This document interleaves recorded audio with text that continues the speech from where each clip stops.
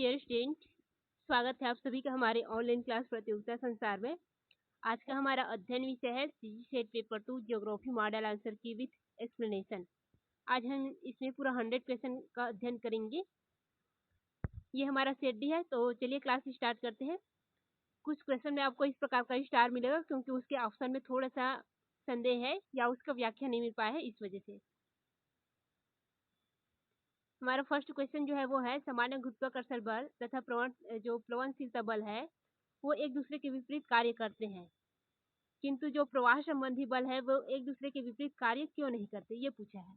तो इसका दो वजह हो सकता है, एक तो पृथ्वी का घनत्व और एक है पृथ्वी का आकार। तो इन दोनों में थोड़ा सा डाउट है, इसका व्याख्या नहीं मिल पाया है, इस वजह से क्लियर नहीं हुआ है। इस वजह से इसको हम लोग स्टार में रखते हैं। व्यापक आंसर के आने के बाद इसको अध्ययन करेंगे। ठीक है, अगले क्वेश्चन में चलते हैं। अगला क्वेश्चन है, विश्व के 95% भूकंप निम्न 3 पेटियों में आते हैं। ऑप्शन आपका सी राइट है, परिप्रशांत महासागरीय पेटी, मध्य महाद्वीपीय पेटी और मध्य अंध महासागरीय पेटी। ठीक, फिर अगला क्वेश्चन में चलते हैं। निम्नलिखित प्रक्रियाओं में कौन आर्द्र प्रदेशों में कार्बोनेट चट्टान पर सर्वाधिक सक्रिय होता है? ये आपके काष्ठ प्रदेश से संबंधित है और इसमें सबसे अधिक सक्रिय कौन सा रहता है? संक्षारक, जिसको हम कोरिजन के नाम से जानते हैं। और बाकी सभी किसमें रहते हैं? आपके जो हिमानी प्रदेश है, नदी जल प्रदेश है, इन सभी में ये जो रहते हैं। और आपके जो मरुस्थलीय प्रदेश है इसमें रहते हैं। ठीक, फिर अगला क्वेश्चन में चलते हैं।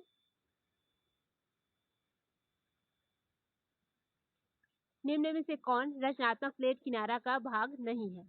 तो ये तीनों आपके रचनात्मक प्लेट किनारा का भाग है, जो अपसारी प्लेट के किनारों से निर्मित होती है तीनों। और ये क्या है आपका?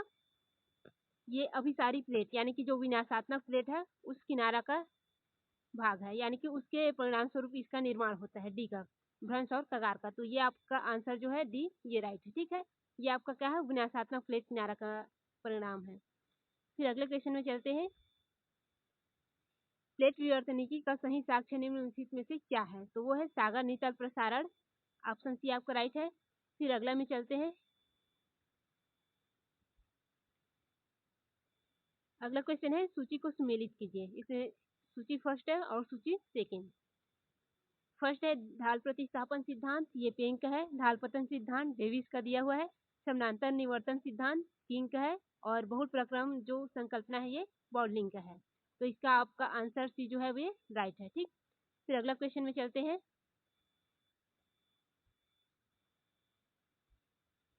निम्न में से कौन ढाल उत्पत्ति के आधार पर ढाल का प्रकार नहीं है? तो इसका ऑप्शन बी आपका राइट है। प्राथमिक जो ढाल है ये उत्पत्ति के आधार पर ढाल का प्रकार नहीं है, ये इसका स्वरूप को दर्शा रहा है। बाकी सभी उत्पत्ति के आधार पर ये तीनों जो है वो है। ठीक है, तो बी आपका राइट है। फिर अगला क्वेश्चन में चलते हैं।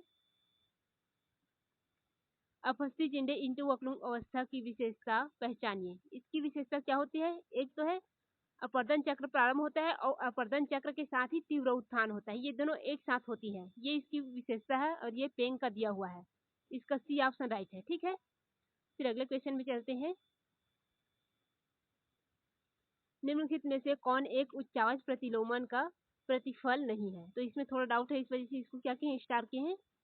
आपको यदि इसका आंसर पता होगा तो कमेंट में लिख देंगे, उसको मैं पिन कर दूंगी। ठीक है,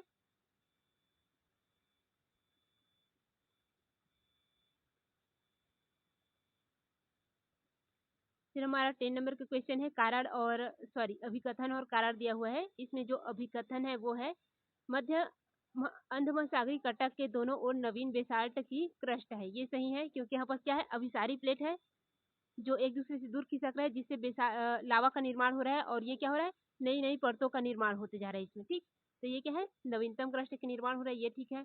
इसमें कारण दिया हुआ है अंध महासागरीय कटक के दोनों तरफ अभिसारी संचलन है। ये इसको अभिसारी नहीं बोलते, अवसारी बोलते हैं। ठीक है, अभिसारी में क्या होता है, दो प्लेट एक दूसरे की ओर खिसकते हैं। और ये क्या है, अभिसारी प्लेट ना होकर के अवसारी है, यानी कि ये एक दूसरे से दूर जा रहे हैं, तो इसको क्या बोलते हैं, अवसारी प्लेट बोलते हैं। तो आर जो है आपका रॉन्ग है, ए राइट है।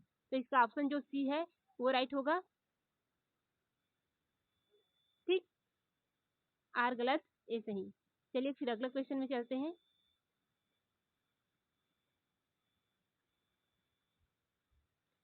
फिर है पार्थिव विकिरण जाना जाता है। इसमें भी थोड़ा सा डाउट है। जो पार्थिव विकिरण की प्रक्रिया है उसको हम काउंटर रेडिएशन के नाम से जानते हैं, और जो पार्थिव विकिरण है उसको प्रभावी विकिरण के नाम से जाना जाता है। यानी कि उसकी प्रक्रिया को क्या बोलते हैं, काउंटर रेडिएशन या प्रति विकिरण बोलते हैं, और जो विकिरण है उसको प्रभावी विकिरण बोलते हैं। तो इसमें क्या पूछा है व्यापम ने, ये हमको स्पष्ट नहीं हो पा रहा है। ये पार्थिव विकिरण की जो प्रक्रिया है वो पूछ दिया है, या पार्थिव विकिरण का जो दूसरा नाम है प्रभावी विकिरण उसको पूछा है। इस वजह से इसमें संदेह है ऑप्शन ए और ऑप्शन सी में। तो इसको भी हम क्या कर रहे हैं, स्टार लगा रहे हैं। ठीक है, फिर अगले में चलते हैं। नेक्स्ट क्वेश्चन, नगरीय स्मारक के निर्माण में प्रमुख दोषी कौन सा है? तो इसमें सल्फर डाइऑक्साइड इसका प्रमुख या प्राथमिक दोषी है। ठीक है, फिर अगला क्वेश्चन में चलते हैं। इसमें अभिकथन और कारण दिया हुआ है। अभिकथन है, सूर्य की किरणों का कोण विषुवत रेखा के समीप बढ़ता जाता है तथा ध्रुवों की ओर कम होता जाता है। तो ये आपका रॉन्ग होगा। वो कैसे? ये क्या है आपका विषुवत रेखा समझ लीजिए, और ये क्या है आपका सूर्य है। तो इसकी सीधी किरणें कहाँ पर पड़ेगी? विषुवत रेखा पर, और ध्रुवों की ओर क्या होगी? तिरछी हो जाएगी। तो इसका जो कोण है वो ध्रुवों की ओर बढ़ता है, और जो सीधा भूमध्य रेखा है वहां पर कम रहता है। तो इसमें जस्ट इसको उल्टा बोल दिया है, ध्रुवों की ओर कम हो रहा है और यहाँ पर बढ़ रहा है, ये बोल दिया है। तो ये क्या है? गलत है। ध्रुवों की ओर ये बढ़ेगा और यहाँ पर ये कम रहता है। ठीक है, तो ये आपका रॉन्ग है। और आर देख लेते हैं। ध्रुवीय क्षेत्रों में सूर्य की किरणों को वायुमंडल के अधिक भाग को पार करना पड़ता है। तो ये राइट है। इसी वजह से इसका कोण क्या बनता है? बड़ा बनता है या बढ़ता जाता है। ठीक, तो आपका आर सही है लेकिन ए राइट है। सॉरी, ए आपका क्या है? रॉन्ग है, और आर आपका राइट है। तो इसमें ऑप्शन कौन सा जाएगा? ऑप्शन डी आपका राइट है। ठीक, ए गलत है किंतु आर सही है। फिर अगला में चलते हैं। नेक्स्ट क्वेश्चन, मृत झील का उपयोग निम्न में से किन देशों में या किन देशों के समूह में किए जाते हैं? तो इसमें आपका जो आंसर होगा वो देश के हिसाब से बोले तो मृत झील का जो उपयोग करते हैं उसमें आप लोगों का इस डाउट का ये कारण है क्योंकि ये मृत झील जो है वो जॉर्डन और इजराइल के अधिकार में है, किंतु उसका प्रयोग जो है अभी प्रशांत महासागरीय जो देश है वो कुछ कारणवश किए थे जिसमें बहुत सारे पर्यावरण प्रदूषण हुए थे। तो इसमें दो समस्या है, जो जॉर्डन और इजराइल है वो भूमध्य सागरीय प्रदेश के करीब है, तो ये आपका ऑप्शन ए राइट हो सकता है। किंतु हाल ही में जो करंट अफेयर है उसके अंतर्गत जो प्रशांत महासागरीय देश है उन्होंने भी जो मृत झील है उसका उपयोग किया था, तो इसमें इसी वजह से संदेह हो रहा है। ठीक है, तो इसको अभी हम लोग क्या कर रहे हैं? स्टार लगा रहे हैं, क्योंकि जो जॉर्डन और इजराइल का नाम दिया रहता तो इसको हम लोग टिक कर देते हैं, इस वजह से इसको छोड़ रहे हैं। ठीक है, फिर अगले क्वेश्चन में चलते हैं। इसमें आपको सूची को सम्मिलित करना है। सूची 1 चक्रवात है, सूची 2 उसका क्षेत्र है। इसमें चक्रवात को जो नाम है वो है विली विली, टाइफू, बेगवे एंड टाइफून। तो विली विली जो चक्रवात आता है वो कहाँ आता है? ऑस्ट्रेलिया में आता है। टाइफू जो है जापान में आता है। बोगियो जो है फिलीपींस में आता है। और जो टाइफू है वो कहाँ आता है? जो टाइफून है वो चीन सागर में आते हैं। यानी कि आपका आंसर कौन सा हो जाएगा? ये आपका राइट आंसर है। ठीक है, अगले क्वेश्चन में चलते हैं। निम्न में से किस स्थान पर गहन अभिवहन कोहरा पाया जाता है? तो ऑप्शन आपका ए ग्रांड बैंक में पाया जाता है। ग्रांड बैंक क्या है? न्यू फाउंडलैंड में स्थित है, और वहाँ पर क्या होता है? जो गर्म जलधारा है लेब्राडोर और सॉरी गल्फ स्ट्रीम और ठंडी जलधारा लेब्राडोर जो है आपस में आकर के मिलते हैं, इसी वजह से वहाँ पर घन कोहरा छा जाता है। ठीक है, फिर अगले क्वेश्चन में चलते हैं। जब ग्रीष्मकाल के कपासी बादलों के द्वारा होने वाली वर्षा धरातल पर पहुंचने से पूर्व ही वाष्पीकृत हो जाता है, तो इस वर्षा को हम लोग वीरगा के नाम से जानते हैं। ये आपके समुद्र सिंह का जो जलवायु विज्ञान बुक है उसमें आपको मिल जाएगा। ठीक है, फिर अगले क्वेश्चन में चलते हैं। इसमें है निम्नलिखित परतों को वायुमंडल के ऊपरी वायुमंडल की ओर व्यवस्थित करना है। नीचे वायुमंडल से ऊपर वायुमंडल की ओर सबसे पहले कौन आता है? क्षोभ मंडल आता है, जिसको अधोमंडल बोलते हैं। इसके बाद कौन सा आता है? समताप मंडल आता है। फिर कौन सा आता है? मध्य मंडल आता है। फिर कौन सा आता है? आयन मंडल आता है। इसके बाद बहिर्मंडल आता है। यानी कि आपका आंसर डी राइट है। ठीक, फिर अगले क्वेश्चन में चलते हैं।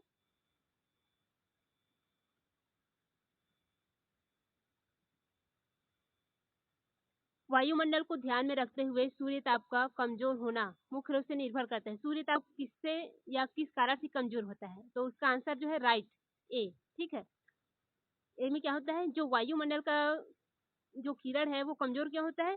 एक तो होता है चयनात्मक प्रकीर्णन, यानी कि धरातल में आने से पहले ही उसका प्रकीर्णन हो जाता है।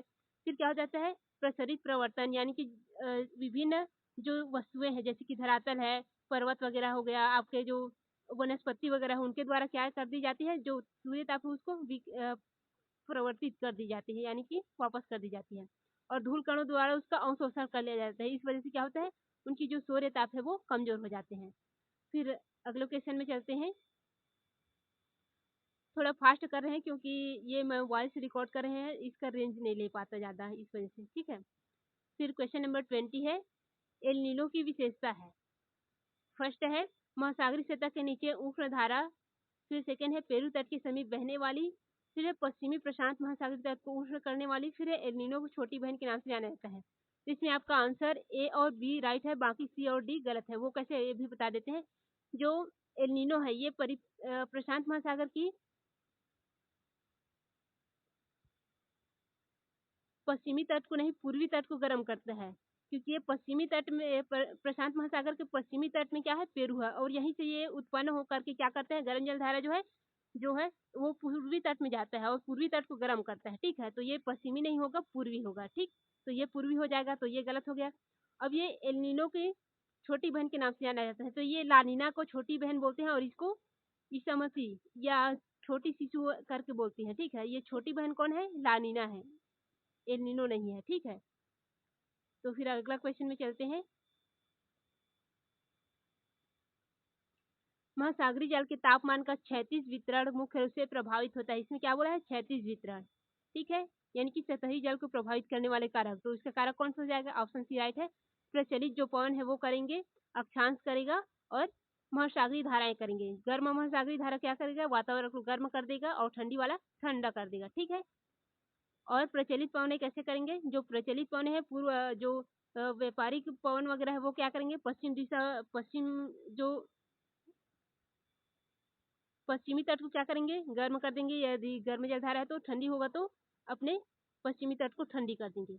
और फिर जो पछुआ पवन है वो क्या करेंगे, पूर्वी तट को गर्म करेंगे, यदि गर्म होगा तो, और ठंडी होगा तो ठंडी कर देंगे। इस प्रकार से वो क्या करते हैं। और अक्षांश कैसे प्रभावित करेगा, 0 डिग्री अक्षांश या भूमध्य रेखा में क्या होता है, तापमान अधिक होता है, ये इस प्रकार से, ठीक। और बाकी सब में क्या बोला है, गहराई को दर्शाया, जल की गहराई, ये शब्द आया है, मतलब ये पहले से ही कट है, ठीक है। जल की गहराई तीनों में आ गया है, तो ये किसको बताता है, ऊर्ध्वाधर को बताता है, इस वजह से ऑप्शन सी राइट है। फिर अगले में चलते हैं। दक्षिणी अटलांटिक महासागर में निम्नलिखित में से समुद्री जलधाराओं का उत्तर से दक्षिण की ओर सही क्रम हमको बताना है। उत्तर से दक्षिण पहले कौन सा होता है, दक्षिणी विषुवत धारा होता है। फिर कौन सा आता है, ब्राजील की धारा होता है। इसके बाद कौन सा रहता है, इस साइड आपका बेंगुला का जो धारा है वो रहता है। बेंगुला की धारा के बाद नीचे क्या रहता है, अंटार्कटिक का धारा रहता है। तो इसमें कौन सा आपका राइट आंसर हो जाएगा, ऑप्शन आपका सी राइट हो जाएगा, ठीक। फिर अगला क्वेश्चन में चलते हैं। उत्तर से दक्षिण पूछा है, इसमें आपका सरकमफेरल नहीं पूछा, ठीक है। तो उत्तर से दक्षिण कौन सा जाएगा, ये आपको उत्तर से, ये दक्षिण ऐसे आ रहा है, ठीक है। फिर अगला क्वेश्चन में चलते हैं।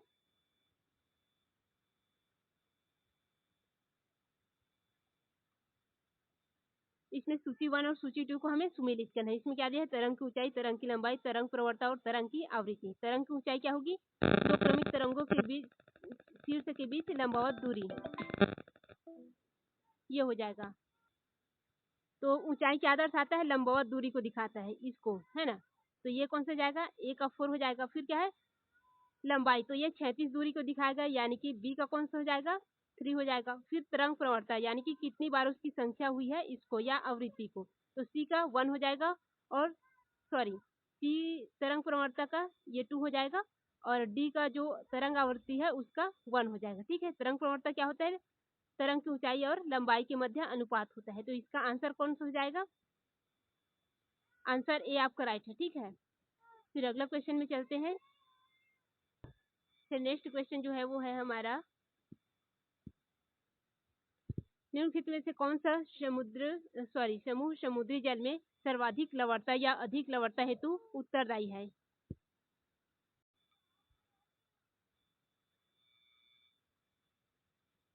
तो फर्स्ट ऑप्शन जो है इसमें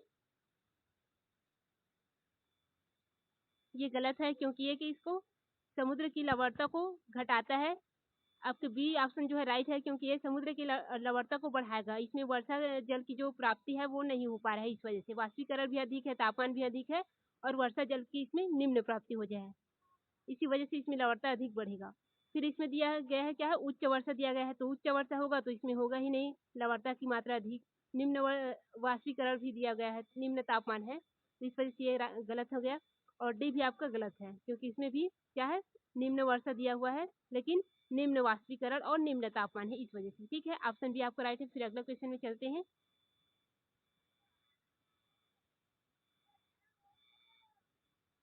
समुद्री टीला जिसका सपाट शिखर होता है किस नाम से जाना जाता है, तो इसको निमग्न द्वीप के नाम से जाना जाता है, यानी कि गोयार्ड के नाम से। और जो जिसका शिखर क्या होता है, वो इस प्रकार से रहता है, उसको किस नाम से जाना जाता है, उसको कटक के नाम से जानते हैं। और जिसका शिखर सपाट रहता है वो गोयार्ड के नाम से जाना जाता है। ठीक है, फिर चलते हैं अगला क्वेश्चन। निम्नलिखित में से कौन सी गर्म जलधारा है, तो इसमें फ्लोरिडा की जो जलधारा है वो गर्म जलधारा है। जो उत्तरी अटलांटिक महासागर की जो जलधारा है वो क्या होता है, जो मेक्सिको की खाड़ी के पास, वो यहाँ पर ब्राजील के तट से टकरा करके ऐसे बहने लगता है, तो वही क्या है, फ्लोरिडा की जलधारा कहलाता है। आगे ये क्या हो जाता है, गल्फ स्ट्रीम की जलधारा ऐसे बहने लगते हैं। ठीक, तो ये आपका फ्लोरिडा की जलधारा है, ये उत्तरी अटलांटिक महासागरीय जलधारा है, ये आपका गल्फ स्ट्रीम धारा है। ठीक, तो ये आपको फ्लोरिडा की जलधारा क्या है, गर्म जलधारा है, बाकी तीनों क्या है, ठंडी जलधारा है। फिर अगले क्वेश्चन में चलते हैं।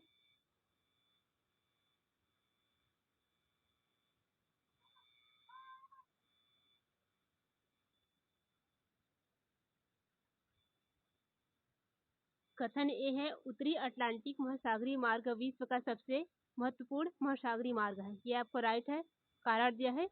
उत्तरी अटलांटिक महासागरीय मार्ग विकासशील तथा विकसित राष्ट्रों को जोड़ता है, ये आपका गलत है। ये विकसित और विकसित राष्ट्र को जोड़ता है। ये कहाँ पास है, ये आपके जो एशिया का विकसित राष्ट्र है और जो अमेरिका का विकसित राष्ट्र है उसको जोड़ता है। तो आपका आर राइट, आर रॉन्ग है, ए राइट है। ठीक है, ए राइट किंतु आर रॉन्ग, आपका ऑप्शन सी राइट हो गया।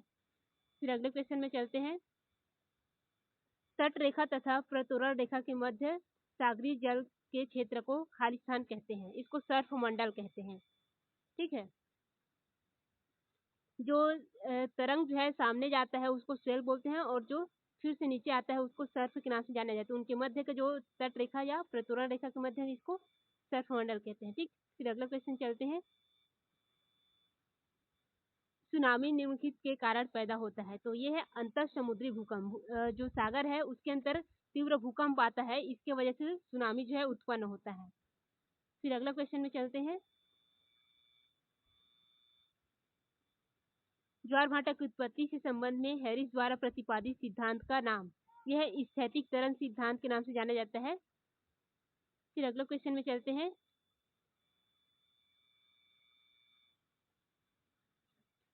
निम्नलिखित को सुमेलित कीजिए। ए दिया है विश्व आर्द्र दिवस, तो ये 2 फरवरी को मनाया जाता है। विश्व जल दिवस ये 22 मार्च को मनाया जाता है, 20 मार्च को नहीं, तो ये गलत है। विश्व बाघ दिवस 29 जुलाई को, और ओजोन दिवस 16 सितंबर को। तो आपका ए, सी और डी राइट है, यानी कि ऑप्शन डी राइट। ठीक, फिर अगले क्वेश्चन में चलते हैं। नेक्स्ट क्वेश्चन है, पारिस्थितिक तंत्र में आहार श्रृंखला के अंतर्गत पोषण स्तर को व्यवस्थित कीजिए। सबसे पहले कौन आता है, स्वयं पोषित आता है। इसके बाद कौन आता है, शाकाहारी आता है। इसके बाद मांसाहारी, इसके बाद सर्वाहारी। मानव क्या है, सर्वाहारी है। ठीक है, तो इसमें first, second, third and fourth कौन सा हो जाएगा, ये वाला आपका आंसर राइट है। ठीक, फिर अगले क्वेश्चन में चलते हैं। निम्नलिखित में किसकी शुद्ध प्राथमिक उत्पादकता सर्वाधिक होता है, तो ऑप्शन आपका डी राइट होगा। अब इसका कारण भी है कि जो उष्णकटिबंधीय वर्षा वन है ये सर्वाधिक सघन होता है, इस वजह से यहाँ पर उत्पादकता सबसे अधिक होगी। ठीक, फिर अगले क्वेश्चन में चलते हैं। निम्नलिखित में से कौन सा रामसर कन्वेंशन के अंतर्गत आर्द्र भूमि नहीं है, तो इसमें दीपोरबिल भी आर्द्र भूमि है, चिल्का झील है और लोकटक झील है। ये जो डल झील है इसको शामिल नहीं किया गया है, तो ऑप्शन आपका सी राइट है। फिर अगले क्वेश्चन में चलते हैं।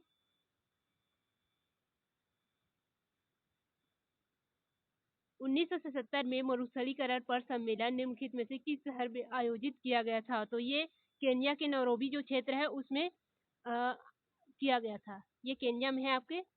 फिर अगला क्वेश्चन चलते हैं।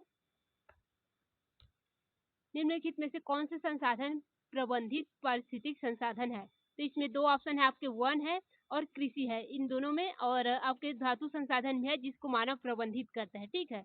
तो आपके ये वन और कृषि फसल इन दोनों के मध्य में क्या है, थोड़ा संदेह है, इस वजह से इसको स्टार कर दिए हैं। व्यापम के आंसर आने के बाद इसको अध्ययन करेंगे। फिर अगला क्वेश्चन में चलते हैं। प्राकृतिक पारिस्थितिक तंत्र में ऊर्जा प्रवाह के बारे में निम्नलिखित में से कौन सा कथन सत्य नहीं है? तो ये आपका फर्स्ट है, जो ऊर्जा का प्रवाह होता है वो हमेशा क्या होता है, एक दिशा होता है और सीधा होता है, और बढ़ते स्तर के साथ उसके जो ऊर्जा का स्तर होता है वो क्या होता है, उसका ह्रास होना भी क्या हो जाता है, स्टार्ट हो जाता है। जैसे जैसे स्तर बढ़ेगा वैसे वैसे ही उसकी ऊर्जा में भी क्या होती है, ह्रास जो है वो बढ़ती जाती है, ठीक है।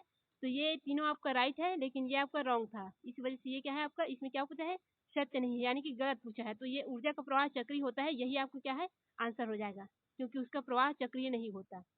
फिर अगले क्वेश्चन में चलते हैं। निम्नलिखित में से किसने सर्वप्रथम पारिस्थितिकी निकेतन की अवधारणा प्रस्तुत की? तो जे ग्रिगेल ने पारिस्थितिकी निकेतन की जो अवधारणा है उसको प्रस्तुत किए हैं।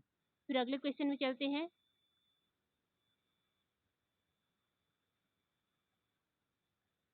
मानव के द्वारा बहुत सी हानिकारक ग्रीन हाउस गैस का उत्सर्जन किया जा रहा है, ये राइट है। इसके बाद उसका कारण दिया हुआ है, जैव विविधता के ह्रास होने के कारण अम्लीय क्रिया की प्रक्रिया सक्रिय हो जाती है। तो ये इसका व्याख्या नहीं कर पा रहा है, लेकिन ये सही है, यानी कि दोनों सही हैं। तो दोनों कथन सही है, परंतु उसका स्पष्ट व्याख्या नहीं है, यानी कि ऑप्शन आपका बी राइट हो गया, ठीक। फिर अगले क्वेश्चन में चलते हैं। सूची वन मैंग्रोव क्षेत्र, मैंग्रोव वन है और राज्य है, उसको सुमेलित करना है। भितरकनिका कहाँ है, ओडिशा में है। और आपके जो कुंडापुर जो है वो कहाँ पास है, ये आपके कर्नाटक में है। वेम्बनाड जो है केरल में है, और आपके जो पिछावरम है वो तमिलनाडु में है। वेम्बनाड झील आपके कर्नाटक, ठीक है। तो ऑप्शन आपका बी राइट हो गया। फिर अगले क्वेश्चन में चलते हैं।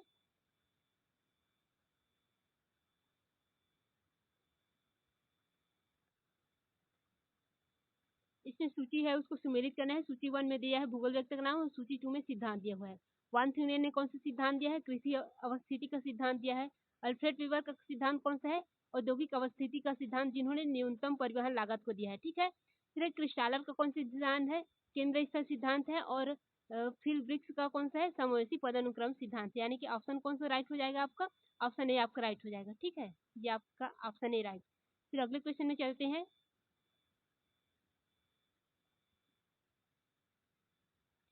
2011 की जनगणना के अनुसार निम्नलिखित राज्यों की जनसंख्या घटते क्रम में सही है, यानी कि हमें सर्वाधिक जनसंख्या से कम जनसंख्या में व्यवस्थित करना है।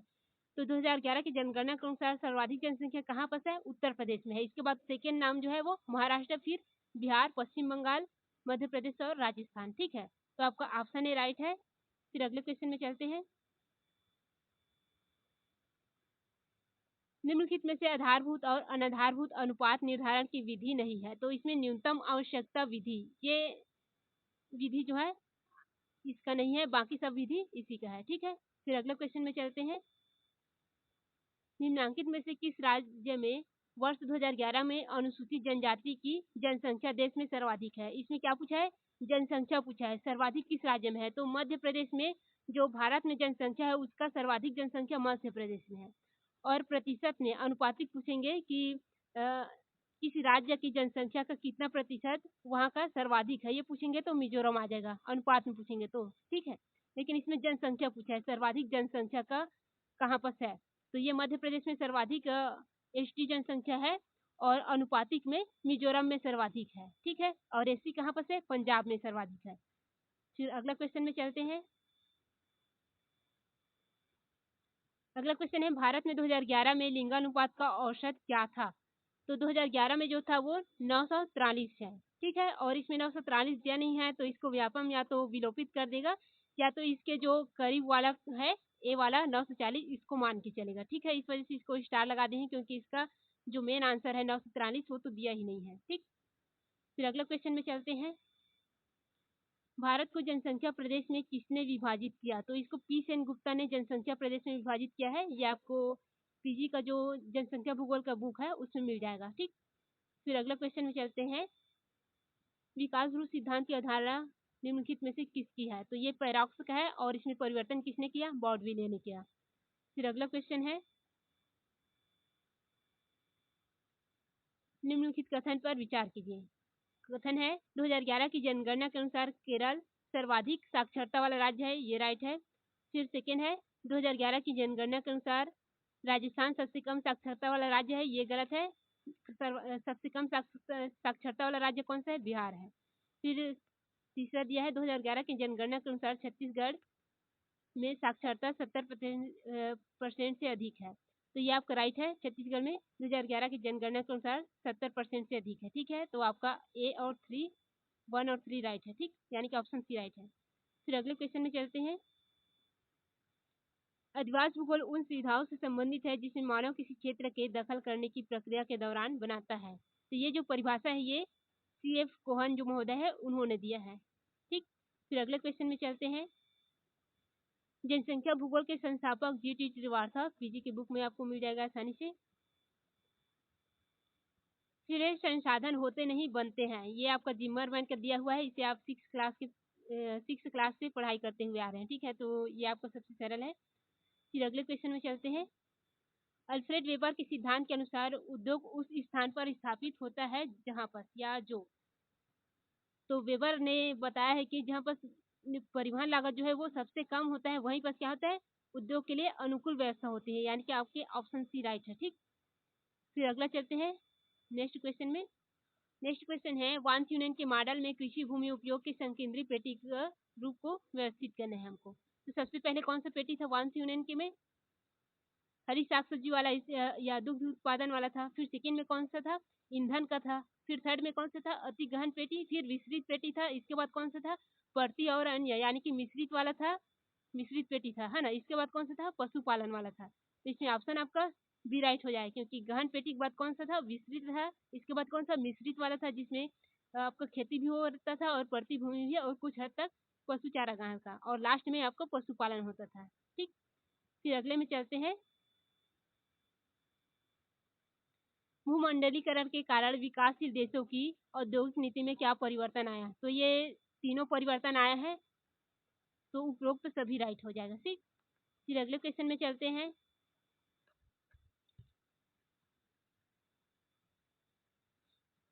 सारणी 1 दिया हुआ है और सारणी 2 दिया है, इसको हमें मैच करना है। तो इसमें ऑप्शन ए दिया है अक्षय एवं अपरिवर्तनशील संसाधन कौन सा है? तो अक्षय संसाधन जो समाप्त कभी नहीं होता वो कौन सा है? सौर ऊर्जा है, ठीक है। फिर सेकंड क्या दिया है? क्षयशील अनुप्रयोजनीय संसाधन, यानी कि जो समाप्त हो जाता है दोबारा प्रयोग में नहीं आता, वो कौन है? कोयला हो गया, यानी कि बी का क्या हो जाएगा? 4 हो गया, ठीक। अब क्या है? क्षयशील किंतु पुनः प्रयोजनीय संसाधन, तो ये कौन सा है? तांबा है। तांबा क्या हो जाता है? ये क्षयशील है, यानी कि समाप्त होने वाली है किंतु इसका हम पुनः प्रयोग कर सकते हैं, ठीक। इसके बाद कौन है? अनुचरणीय एवं नव्यकरणीय, तो ये कौन सा है? अनुचरणीय जो है ये भूमि की उर्वरकता है, जो क्षरण भी हो जाता है, फिर उसमें जो पौष्टिक खाद वगैरह वगैरह है या जो उर्वरक वगैरह उसमें मिलाते हैं या आपकी जैविक खाद वगैरह डालते हैं, तो उसमें क्या हो जाते हैं? भूमि फिर से नव्यकरणीय हो जाता है, उसका फिर से उर्वरक हो जाता है।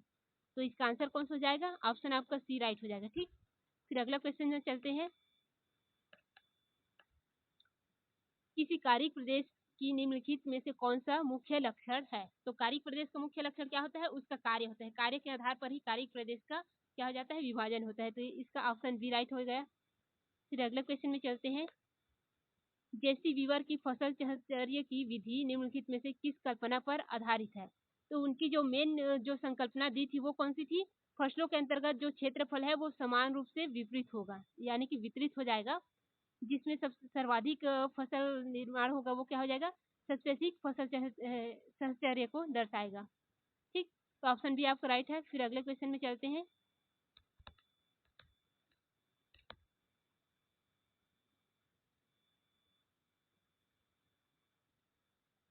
पहला क्वेश्चन है एडवर्ड उलमेल ने स्थानिक प्रक्रिया के लिए 3 नियम प्रस्तावित किए हैं, वो कौन कौन से हैं? एक तो है पूरकता का, फिर परिवहनशीलता का और अंतर सुव्यवस्था का।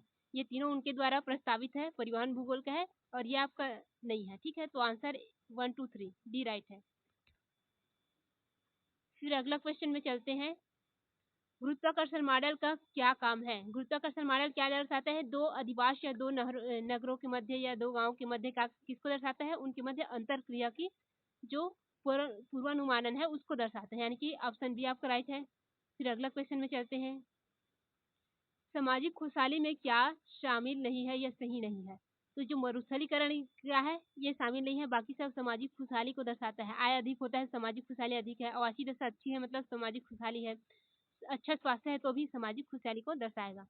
फिर अगला क्वेश्चन है, सांस्कृतिक पारिस्थितिकी का सिद्धांत किसने प्रतिपादित किया? तो जूलियट स्टीवर्ट ने इसका प्रतिपादन किया है। फिर अगले में चलते हैं, नेक्स्ट क्वेश्चन, सांस्कृतिक एवं पर्यावरण के बीच अंतर संबंध को अच्छे तरीके से चित्रित करता है, यानी कि सांस्कृतिक भूदृश्य पूछ रहा है तो ट्रांसफॉर्मेशन भी बताता है। ये क्या है आप बताएंगे? ये जो चलवाहा पशुचारण वगैरह है, इसको दर्शाता है। जो आपके मध्य एशिया वाला जो क्षेत्र है ना, जो पशुओं को मौसमी क्या होता है, मौसमी चारागाह वाला क्षेत्र है, वो इसमें आ जाता है। ट्रांसफॉर्मेशन बोलते हैं इसको। ठंडी के मौसम में और गर्मी के मौसम में वो लोग क्या करते हैं, पशुओं को लेकर के पलायन करते हैं, वो आ जाते हैं इसमें। फिर एस्किमो और यूकाधिर जनजाति, ये तीनों क्या है, ये इसके चित्रित करते हैं। फिर अगला क्वेश्चन में चलते हैं, सूची 1 और सूची 2। सांस्कृतिक परिमंडल दिया है सूची 1 में, उसका क्षेत्र दिया हुआ है। तो लैटिन अमेरिका वाला क्षेत्र कौन सा हो जाएगा? ब्राजील हो गया। फिर क्या है, अफ्रीका परिमंडल, अफ्रीका में कौन सा हो जाता है आपका? मेडागास्कर हो गया। फिर क्या है, दक्षिणी एशियाई परिमंडल, ये चिली हो गया। प्रशांत महासागरीय, इसमें क्या हो जाएगा? मेलेनियन हो जाएगा। यानी कि आपका आंसर कौन सा हो जाएगा? ऑप्शन देख लेते हैं, ऑप्शन बी आपका राइट हो गया। ठीक, फिर अगला क्वेश्चन चलते हैं, इंटेंडेड नेशनली डिटरमाइंड कंट्रीब्यूशन क्या है? ये आपके हरितगृह गैसों के उत्सर्जन को कम करने के लिए बनाया गया एक योजना है। ठीक, फिर अगले क्वेश्चन में चलते हैं, निम्न से कौन सी सीमा अनुवांशिक वर्गीकरण का प्रकार नहीं है? तो ये ज्यामितीय सीमा है, जो अनुवांशिक वर्गीकरण का प्रकार नहीं है। ये सेकेंडरी सीमा है, जो मानव द्वारा बनाया जाता है। ठीक, फिर अगले क्वेश्चन में चलते हैं, पॉलिटिकल फ्रंटियर इन बाउंड्री मेकिंग का जो सिद्धांत है, किसने दिया? होल्डिच ने दिया हुआ है। ठीक, फिर अगले क्वेश्चन में चलते हैं,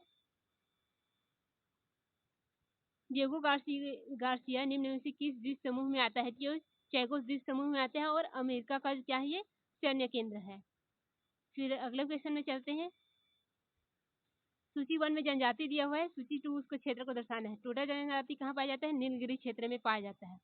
भील जनजाति कहाँ पास पाया जाता है? भील जनजाति अरावली में पाया जाता है, राजस्थान वाला क्षेत्र में। संथाल कहाँ पास पाया जाता है? संथाल जो है वो छोटा नागपुर के पठार में। और थारू कहाँ पास पाया जाता है? जो भाभर का तराई क्षेत्र है वहाँ पास पाया जाता है। यानी कि आपका डी आंसर राइट है। फिर अगला क्वेश्चन चलते हैं, निम्नलिखित में से क्या सही नहीं है? अस्पृश्यता अधिनियम 1955 राइट है, दहेज अधिनियम 1961 राइट है, हिंदू विवाह अधिनियम 1955 वाला है, 1966 ये गलत है। ठीक, फिर है डी है, अनुसूचित जनजाति एवं जाति एवं जनजाति अधिनियम 1989। ठीक, तो ये आपका ऑप्शन सी राइट है, क्योंकि ये क्या है, गलत है, इसमें 1955 है।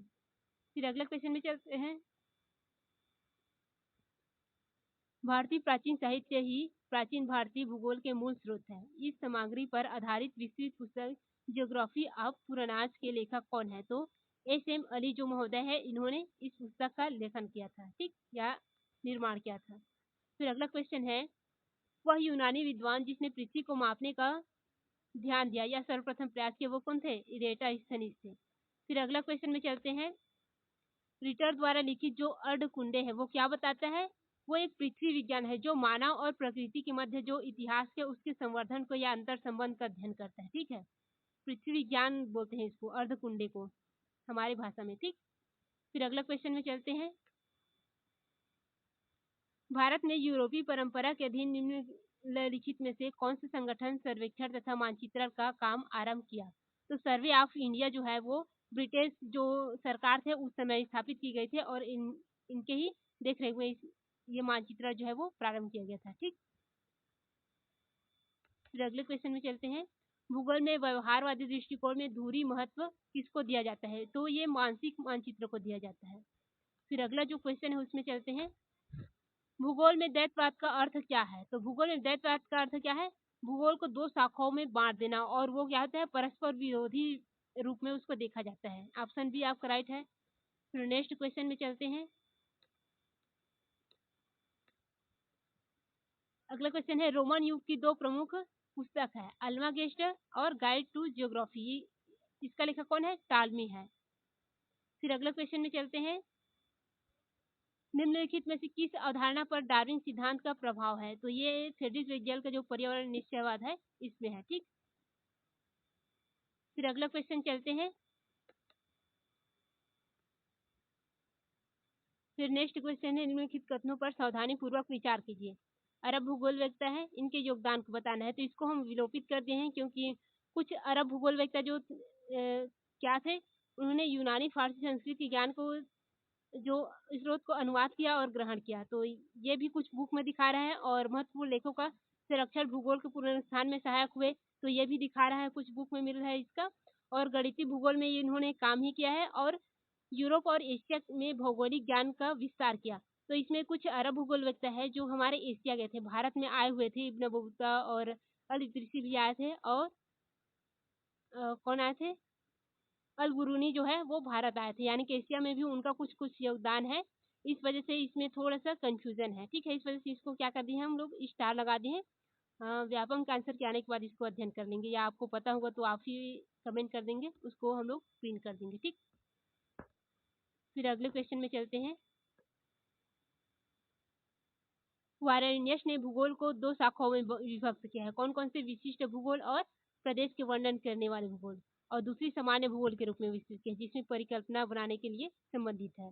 और उसका कारण देख लीजिए। विशिष्ट भूगोल सामान्य सूचनाओं और आंकड़ों को प्रदान करता है, जिसके आधार पर सामान्य भूगोल का विश्लेषण किया जाता है और सिद्धांत तथा परिकल्पना बनाने के लिए विशिष्ट काम करता है, जिसकी मदद से विशिष्ट भूगोल का काम अधिक अच्छे ढंग से किया जा सकता है। तो ये दोनों सही है और व्याख्या भी सही है इसका, ठीक है। तो ऑप्शन ए इसका राइट हो जाएगा। दोनों कथन सही है और व्याख्या भी सही है, ठीक। फिर अगले क्वेश्चन में चलते हैं।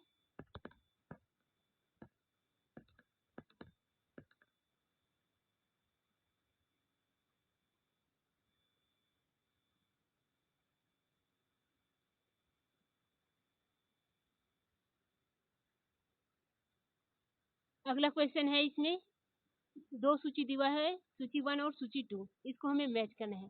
तो इसमें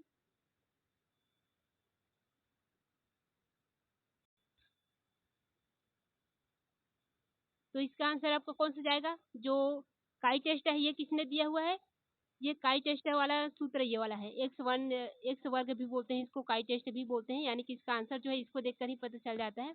इसका आंसर आपका डी है, ठीक है। फिर अगले क्वेश्चन में चलते हैं।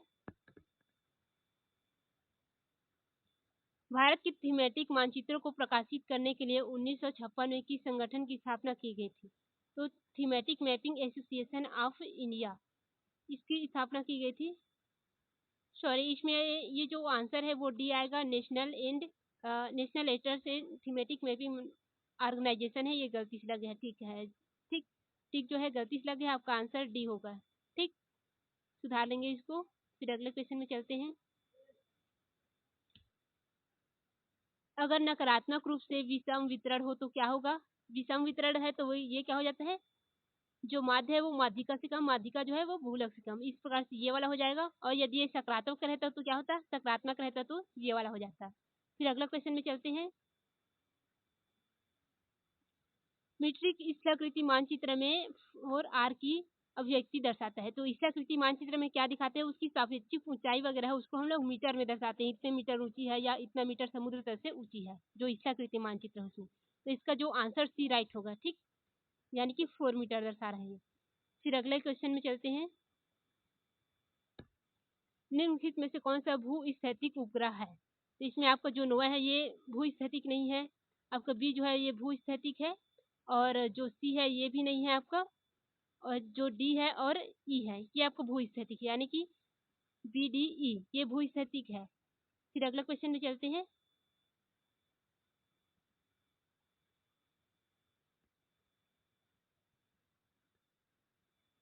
इसमें सूची 1 और सूची 2 दिया हुआ है, इसमें भी थोड़ा सा दिक्कत आ गया है, इस वजह से इसका व्याख्या नहीं मिल पाया है, इस वजह से इसको स्टार किए हैं, ठीक है। यदि आपको पता होगा तो कमेंट कर देंगे। फिर अगले क्वेश्चन में चलते हैं। ग्रिफिथ टेलर द्वारा 1949 में कौन सा ग्राफ किया गया था? तो क्लाइमोग्राफ इनके द्वारा प्रतिपादित किया गया है। फिर है अध्यारोपित परिच्छेदिका बनाया जाता है किसको समझने के लिए? तो अध्यारोपित परिच्छेदिका क्या होता है?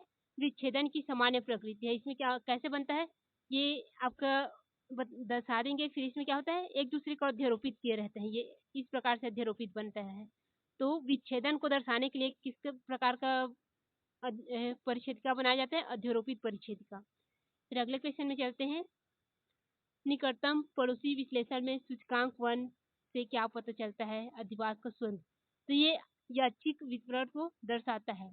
स्वैच्छिक कौन सा दर्शाता है? 2.15 दर्शाता है स्वैच्छिक को। एक रूप रहता है वो क्या रहता है? 1 से कम रहता है। 1.2 के आसपास रहते हैं शायद ये। फिर अगले में चलते हैं। निम्नलिखित में से कौन सा IRS P6 लिस्ट 3 संवेदन सेंसर के वर्णक्रमिक बैंड का प्रतिनिधित्व करता है? तो ये है ग्रीन, रेड, NIR और HWIR। सी आपका राइट है। ठीक। फिर अगले क्वेश्चन में चलते हैं।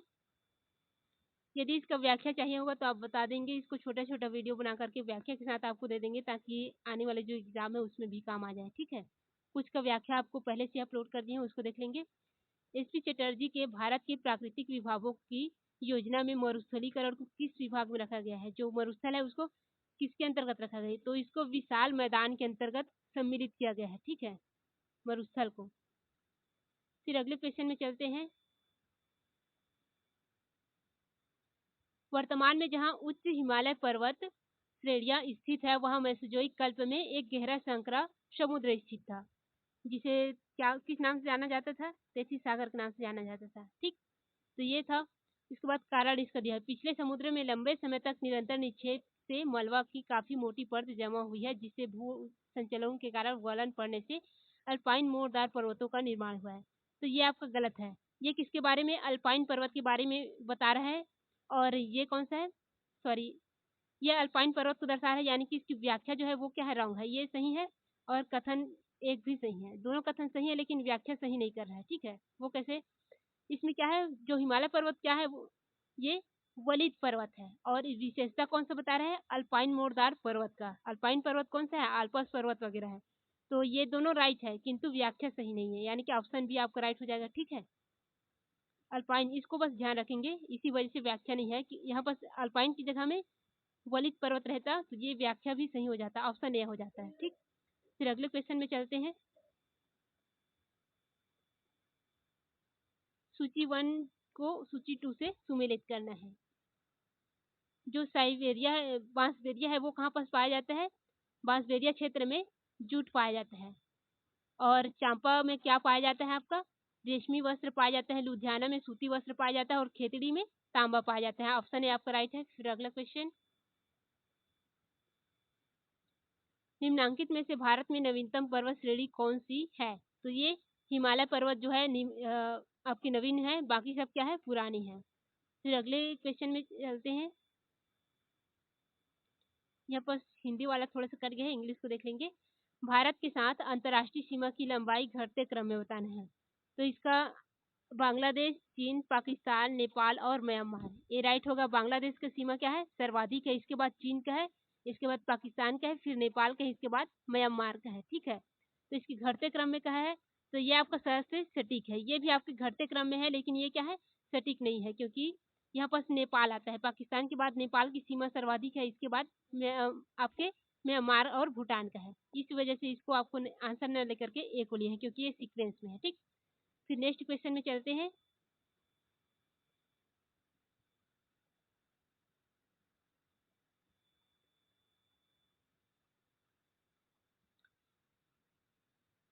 इसमें हमको उचित कथन है उसको पहचानना है, सही कुट को।